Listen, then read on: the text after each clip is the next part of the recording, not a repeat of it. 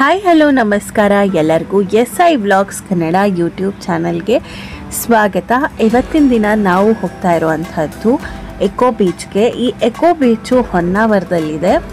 ಈ eco beach ಅಂತೂ ತುಂಬ ಚೆನ್ನಾಗಿದೆ, ತುಂಬ ಅದ್ಭುತವಾಗಿರುವಂಥ ಒಂದು ಪ್ಲೇಸ್ ಅಂತಲೇ ಹೇಳಬಹುದು. ತುಂಬ ಒಳ್ಳೆ ಶಾಂತಿಯುತವಾಗಿರುವಂಥ ಬೀಚ್ ಇದು.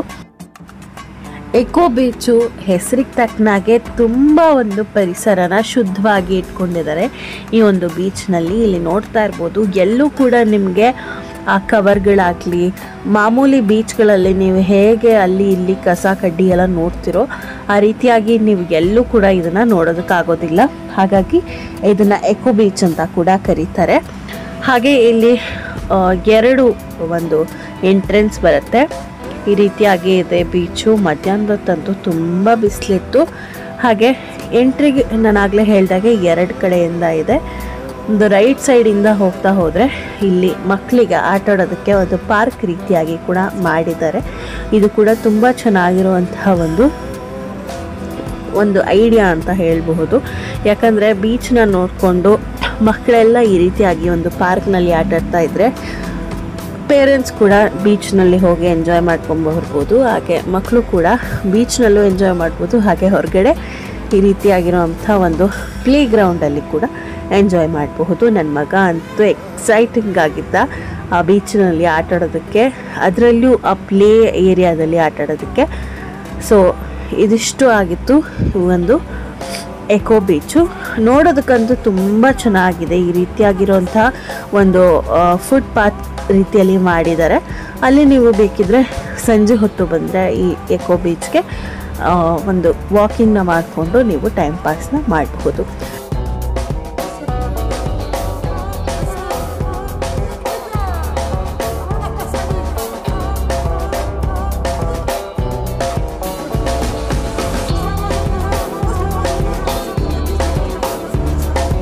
ನಾವು ಎಕೋ ಬೀಚ್ನ ಮುಗಿಸ್ಕೊಂಡು ನೆಕ್ಸ್ಟ್ ಬಂದಿರುವಂಥದ್ದು ಒಂದು ಬ್ಯೂಟಿಫುಲ್ ಆಗಿರುವಂಥ ಬೀಚು. ಅದಕ್ಕಿಂತ ಮುಂಚೆ ನಾವು ಸ್ವಲ್ಪ ಹಸಿವಾಗ್ತಿತ್ತು ಅಂತ ಬೇಲ್ಪುರಿ ಹಾಗೆ ಒಂದು ಸೋಡಾನ ಕುಟ್ಕೊಂಡು ಆ ಬೀಚ್ ಕಡೆಗೆ ಹೊರಟ್ವಿ. ಇಲ್ಲಿ ನೋಡ್ತಾ ಇರ್ಬೋದು, ಆಲ್ರೆಡಿ ಗೊತ್ತಾಗಿರುತ್ತೆ ನಿಮಗೆ ಯಾವ ಬೀಚ್ ಕಡೆಗೆ ಹೊರಟಿದ್ದೀವಿ ಅಂತ.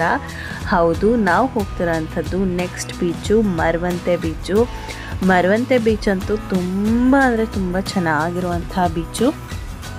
ಇದು ಹೊನ್ನಾವರಕ್ಕೆ ಹತ್ತಿರವಾಗಿರುವಂಥ ಬೀಚ್ ಅಂತಲೇ ಹೇಳಬಹುದು. ಮರವಂತೆ ಬೀಚು ಕರ್ನಾಟಕದ ಉಡುಪಿ ಜಿಲ್ಲೆಯಲ್ಲಿರುವಂಥ ಬೈಂದೂರು ತಾಲೂಕಿನಲ್ಲಿ ಇರುವಂಥ ಒಂದು ಬೀಚ್ ಆಗಿದೆ. ವಿಶಿಷ್ಟ ತಾಣವಾಗಿದೆ ಅಂತಲೇ ಹೇಳಬಹುದು ಕರ್ನಾಟಕದಲ್ಲಿ. ಇದನ್ನು ವರ್ಜಿನ್ ಬೀಚ್ ಅಂತ ಕರೆಯಲಾಗ್ತದೆ. ಯಾಕಂತಂದರೆ ಇದು ಹೆಚ್ಚು ಪ್ರವಾಸಿಗರ ಸ್ಪರ್ಶಕ್ಕೆ ಒಳಗಾಗಿಲ್ವಂತೆ, ಆದ್ದರಿಂದ ಇದನ್ನು ವರ್ಜಿನ್ ಬೀಚ್ ಅಂತ ಕೂಡ ಕರೀತಾರೆ. ಮರವಂತೆ ಬೀಚ್ನ ವಿಶೇಷತೆ ಏನಪ್ಪ ಅಂತಂದರೆ ರಾಷ್ಟ್ರೀಯ ಹೆದ್ದಾರಿ 66 ಇದ್ರ ಮೂಲಕ ಸಾಗುತ್ತೆ. ಹಾಗೆ ಈ ರಸ್ತೆಯ ಒಂದು ಕಡೆ ಅರಬ್ಬಿ ಸಮುದ್ರ ಇದ್ದರೆ ಇನ್ನೊಂದು ಕಡೆ ಸೌಪರ್ಣಿಕ ನದಿ ಹರಿತದೆ. ಇಂತಹ ದೃಶ್ಯ ಭಾರತದಲ್ಲಿ ಎಲ್ಲೂ ಕೂಡ ನಿಮಗೆ ಕಾಣಿಸೋದಿಲ್ಲ. ಸೌಪರ್ಣಿಕ ನದಿ ಸಮುದ್ರದತ್ರ ಹರಿಯುತ್ತೆ. ಹಾಗೆ ನೀವು ಒಂದು ಡ್ರೋನ್ ಶಾಟ್ನ ನೋಡಿರಬಹುದು ಸಾಕಷ್ಟು ವಿಡಿಯೋಗಳಲ್ಲಿ. ಆ ಕಡೆ ಬೀಚ್ ಹರಿಯುತ್ತೆ, ಈ ಕಡೆ ಸೌಪರ್ಣಿಕ ನದಿ ಹರಿಯುತ್ತೆ. ತುಂಬ ಒಂದು ಅದ್ಭುತವಾಗಿರುವಂತಹ ದೃಶ್ಯನ ಈ ಬೀಚ್ನಲ್ಲಿ ಬಂದರೆ ನೋಡಬಹುದು. ಹಾಗೆ ಇಲ್ಲಿ ತುಂಬ ಪ್ರವಾಸಿಗರಿಗೆ ಸೆಳೆಯುವಂಥದ್ದು ಈ ಪೆಬಲ್ಸ್ನ ಹಾಕಿರುವಂಥದ್ದು. ಈ ಪೆಬಲ್ಸ್ ಮೇಲೆ ಅಷ್ಟು ಮುಂದಕ್ಕೆ ಹೋಗ್ಬಿಟ್ಟು ಒಂದು ಬ್ರಿಡ್ಜ್ ರೀತಿಯಲ್ಲಿ ಮುಂದಕ್ಕೆ ಹೋಗ್ಬಿಟ್ಟು ಆ ಒಂದು ತುಂಬ ಸುಂದರವಾಗಿರುವಂಥ ಕ್ಷಣನ ನೀವು ಅಲ್ಲಿ ಹೋಗಿ ಸವ್ಬಿಟ್ಟು ಬರಬಹುದು. ತುಂಬ ಚೆನ್ನಾಗಿರುವಂಥ ಒಂದು ಕ್ಷಣ ಅಂತಲೇ ಹೇಳಬಹುದು. ಹಾಗೆ ಇಲ್ಲಿ ಹೋಗ್ತಾ ಸ್ವಲ್ಪ ಲೇಟ್ ಆಗಿರೋ ಕಾರಣ ನಾನು ನಿಮಗೆ ನದಿನ ತೋರಿಸೋದಕ್ಕೆ ಆಗ್ತಾ ಇಲ್ಲ. ಸೊ ಇದರ ಆಪೋಸಿಟ್ ಸೈಡ್ನಲ್ಲೇ ನಾವು ನದಿಯನ್ನು ಕೂಡ ನೋಡಬಹುದು. ಹಾಗೆ ಸೌಪರ್ಣಿಕ ನದಿಯಲ್ಲಿ ಹೇಳಿರೋ ಹಾಗೆ ಕಯಾಕಿಂಗ್ ಕೂಡ ನಡೆಸ್ತಾರೆ, ಹಾಗೆ ಬೋಟಿಂಗ್ ಕೂಡ ನಡೆಸ್ತಾರೆ. ಸೊ ನೀವೇನಾದರೂ ಟೈಮ್ ಇದ್ದು ವಿಸಿಟ್ ಮಾಡೋದಾದರೆ ಕಯಾಕಿಂಗು ಬೋಟಿಂಗು ಎರಡೂ ಮಾಡಿಕೊಂಡು ಬರಬಹುದು. ಬಟ್ ಬೀಚ್ನಲ್ಲಿ ನಿಮಗೆ ಯಾವುದೇ ರೀತಿಯಾಗಿರುವಂಥ ಅವಕಾಶ ಇರೋದಿಲ್ಲ. ಜಸ್ಟ್ ಬೀಚನ್ನ ನೋಡ್ಕೊಂಡ್ಬಿಟ್ಟು ನೀವು ಆ ಒಂದು ಪ್ರಕೃತಿನ ಸವಿದ್ಬಿಟ್ಟು ಬರಬೇಕು ಅಷ್ಟೇ. ಹಾಗೆ ಇಲ್ಲಿ ಒಂದು ಸನ್ಸೆಟ್ ಆಗೋದಂತೂ ತುಂಬ ಚೆನ್ನಾಗಿರುತ್ತೆ. ಹಾಗೆ ಇಲ್ಲಿ ನೋಡ್ತಾ ಇರ್ಬೋದು ಅಲೆಗಳೆಲ್ಲ ಎಷ್ಟು ಚೆನ್ನಾಗಿ ಬಂದು ಹೊಡಿತಾ ಇದೆ ಅಂತ. ಅದ್ಭುತವಾಗಿರುವಂಥ ಬೀಚು, ಅದ್ಭುತವಾಗಿರುವಂಥ ದೃಶ್ಯ.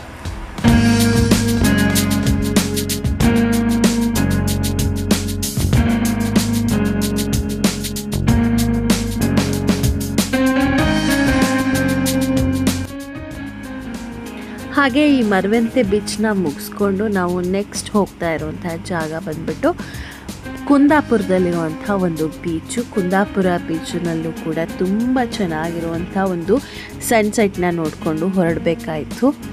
ಸೊ ಇಲ್ಲಿ ನೋಡ್ತಾ ಇರ್ಬೋದು ನೀವು, ಮುಂದೆ ಬರ್ತಾ ಬರ್ತಾ ಸನ್ಸೆಟ್ ಆಗ್ತಾ ಇದೆ. ಎಷ್ಟು ಸುಂದರವಾಗಿರುವಂಥ ದೃಶ್ಯನ ನಾವು ನೋಡೋದಕ್ಕೆ ಸಾಕ್ಷಿ ಆಯಿತು ಅಂತ ಹೇಳ್ಬೋದು. ಆ ಸಮುದ್ರದ ಮಧ್ಯದಲ್ಲಿ ಆ ಸೂರ್ಯನ ಒಂದು ಸನ್ಸೆಟ್ ಆಗ್ತಾ ಇರೋದು, ಸೂರ್ಯಾಸ್ತ ಆಗ್ತಾ ಇರೋದು ನೋಡಿದ್ರೆ ಒಂದು ತುಂಬ ಒಳ್ಳೆ ಅನುಭವ ಕೊಡುತ್ತೆ. ಸೊ ಈ ರೀತಿಯಾಗಿರುವಂತಹ ಬೀಚಿದು, ಇದನ್ನು ಕೂಡ ಸ್ವಲ್ಪ ಕ್ಲೀನಾಗೇ ಇಟ್ಕೊಂಡಿದ್ದಾರೆ. ಜನ ಯಾರು ಇಲ್ಲಿ ಎಲ್ಲ ಜಾಸ್ತಿ ಓಡಾಡದೇ ಇರೋ ಕಾರಣ ಈ ಎಲ್ಲ ಬೀಚ್ಗಳು ಕೂಡ ತುಂಬ ಚೆನ್ನಾಗಿ ಇದೆ ಅಂತಲೇ ಹೇಳ್ಬೋದು. ಹಾಗೆ ಕ್ಲೀನಾಗಿ ಕೂಡ ಇದೆ ಅಂತಲೇ ಹೇಳ್ಬಹುದು. ನೀವು ನೋಡ್ತಿರೋ ಹಾಗೆ ಎಲ್ಲ ಬೀಚ್ಗಳು ಕೂಡ ಅಷ್ಟು ಕ್ಲೀನಾಗಿತ್ತು. ಅಲ್ಪ ಸ್ವಲ್ಪ ನಿಮಗೇನಾದರೂ ತಿನ್ನೋದಕ್ಕೆ ಕುಡಿಯೋದಕ್ಕೆ ಸಿಗುತ್ತೆ ಅನ್ನೋದಾದರೆ ಅದು ಮರವಂತೆ ಬೀಚಲ್ಲಿ ಮಾತ್ರ. ಇನ್ನೆರಡು ಬೀಚ್ಗಳಲ್ಲಿ ನಿಮಗೆ ಏನೂ ಸಿಗೋದಿಲ್ಲ.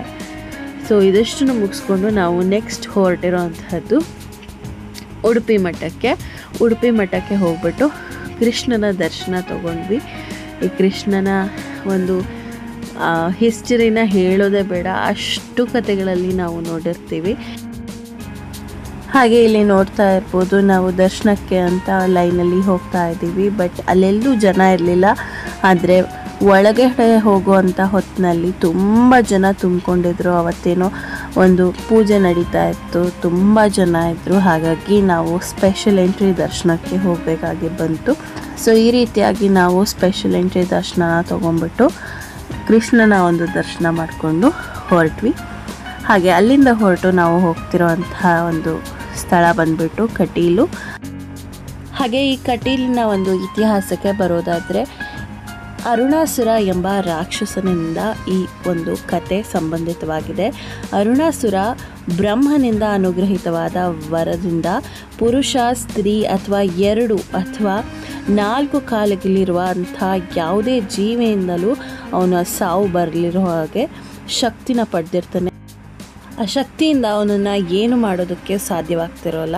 ಹಾಗಾಗಿ ದೇವತೆಗಳು ಈ ಸ್ಥಿತಿಗೆ ಪರಿಹಾರವನ್ನು ಹುಡುಕೋದಕ್ಕೋಸ್ಕರ ದೇವಿ ದುರ್ಗಾ ಪರಮೇಶ್ವರಿ ಭೂಮಿಗೆ ಅವತರಿಸ್ತಾರೆ. ಸುಂದರ ಮಹಿಳೆ ರೂಪದಲ್ಲಿ ಅರುಣಾಸುರನನ್ನು ಮೋಹಗೊಳಿಸಿದ್ರು. ಅವನು ದೇವಿಯನ್ನು ಹತ್ಯೆ ಮಾಡಲು ಯತ್ನಿಸ್ತಾನೆ. ದೇವಿ ಶಿಲಾರೂಪಕ್ಕೆ ಪರಿವರ್ತನೆಗೊಂಡು ನಂತರ ದುಂಬಿಗಳ ರೂಪದಲ್ಲಿ ಅವನನ್ನು ಸಂಹಾರ ಮಾಡ್ತಾರೆ ಅಂತ ಒಂದು ಪುಟ್ಟದಾಗಿರುವಂಥ ಕಥೆ ಇದೆ. ಸೊ ಈ ಕಥೆ ಮೂಲಕ ಈ ಒಂದು ಇತಿಹಾಸನ ಮುಗಿಸ್ತಾ ಇದ್ದೀನಿ. ಹಾಗೆ ಆ ಒಂದು ದೇವಿ ದರ್ಶನ ಮಾಡಿಕೊಂಡು ಹೊರಗಡೆ ಬರ್ತಿರೋ ಹಾಗೆ ಅಲ್ಲಿ ಒಂದು ಯಕ್ಷಗಾನ ನಡೀತಾ ಇತ್ತು. ಸೊ ಅದನ್ನು ಕೂಡ ನಾವು ನೋಡಿಕೊಂಡು ಹೊರಡಬೇಕಾಯಿತು.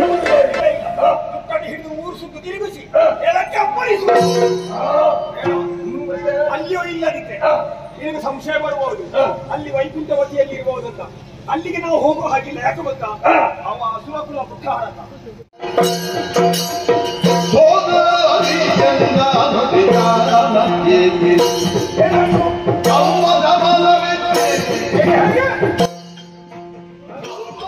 ಸೊ ಇವತ್ತಿನ ವಿಡಿಯೋನ ಇಲ್ಲಿಗೆ ಎಂಡ್ ಮಾಡ್ತಾ ಇದ್ದೀನಿ. ನಿಮ್ಮೆಲ್ಲರಿಗೂ ಈ ವಿಡಿಯೋ ಇಷ್ಟ ಆಗಿದೆ ಅಂತ ಅನ್ಕೋತಾ ಇದ್ದೀನಿ. ಯಾರೆಲ್ಲ ನಮ್ಮ ಚಾನಲ್ನ ಇನ್ನೂ ಸಬ್ಸ್ಕ್ರೈಬ್ ಮಾಡ್ಕೊಂಡಿಲ್ಲ ಅಂದರೆ ಖಂಡಿತ ಸಬ್ಸ್ಕ್ರೈಬ್ ಮಾಡ್ಕೊಳ್ಳಿ, ಲೈಕ್ ಮಾಡಿ ಮತ್ತು ಶೇರ್ ಮಾಡಿ. ಸೊ ಮತ್ತೆ ಸಿಗ್ತೀನಿ ಇನ್ನೊಂದು ಸಖತ್ತಾಗಿರುವಂಥ ವಿಡಿಯೋದೊಂದಿಗೆ. So until then take care, bye bye and thank you so much for watching this video.